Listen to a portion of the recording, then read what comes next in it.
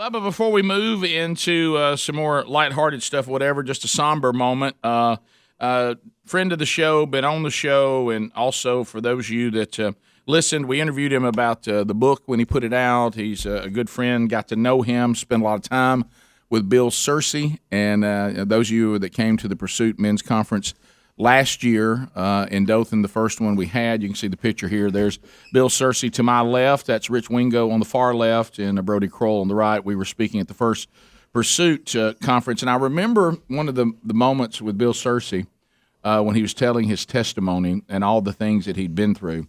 And Rich Wingo was talking about sitting next to a young man in the audience listening to Bill and all the things and the suffering that he's been through. And he would always say this term, and then, when he was giving his testimony, and then I went through that, and he got to about the fifth, and the guy just looked at Rich Wingo and says, my goodness.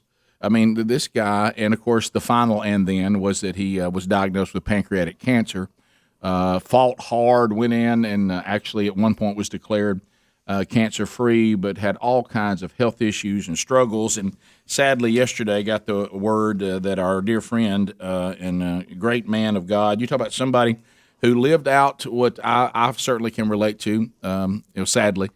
Jesus said, those that have been forgiven much seem to just love me more.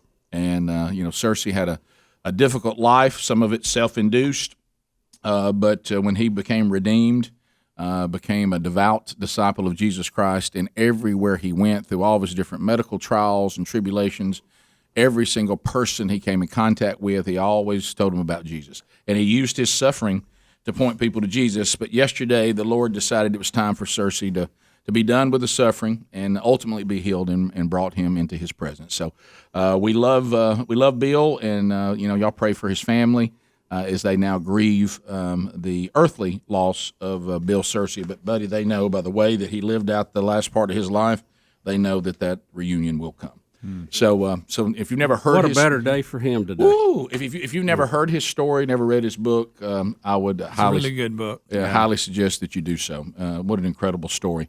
That moment, and you can see how he impacted men and men's ministry and did a lot of speaking for themanchurch.com and was part of us launching that and was so excited about that.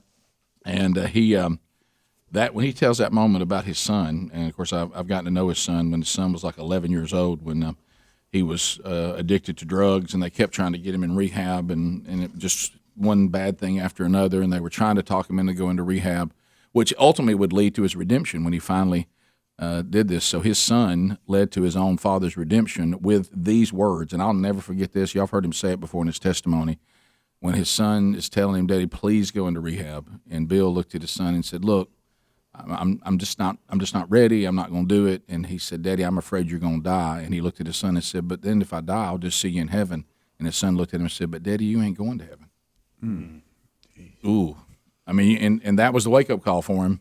And he went into a faith-based rehabilitation, and he said where the guy was hard-nosed and took and no nonsense, and he got off drugs and was redeemed by Christ, and then lived out all the way up till yesterday, advancing the kingdom of God.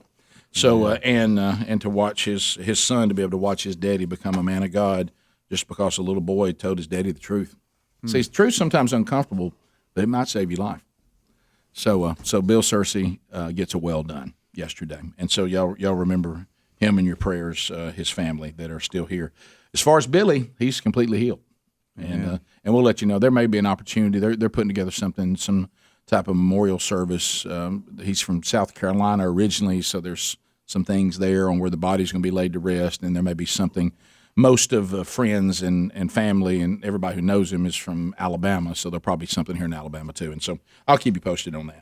Bubba, on like I say, a much lighter note, we mentioned yesterday because Billy Searcey also loved a lot of comedy, and we had a lot of days that we sat back and laughed. I remember one day after he got out of his first cancer treatment that he's a big guy, Rich Wingo, and me sat in the same shooting house for an afternoon hunt. And, of course, there wasn't a deer anywhere near us because all we did is sit there and scream and laugh the entire afternoon. But we had a great time because we were sitting in the woods talking and laughing.